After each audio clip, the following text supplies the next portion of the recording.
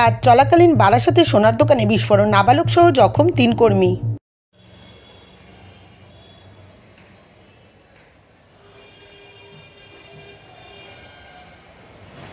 আচমকা বিস্ফোরণে কেঁপে উঠল বারাসাতের গোবিন্দ ব্যারাক। সোনার দোকানে কাজ চলাকালীন গ্যাস সিলিন্ডার ফেটে জখম হলেন নাবালক সহ 3 কর্মী।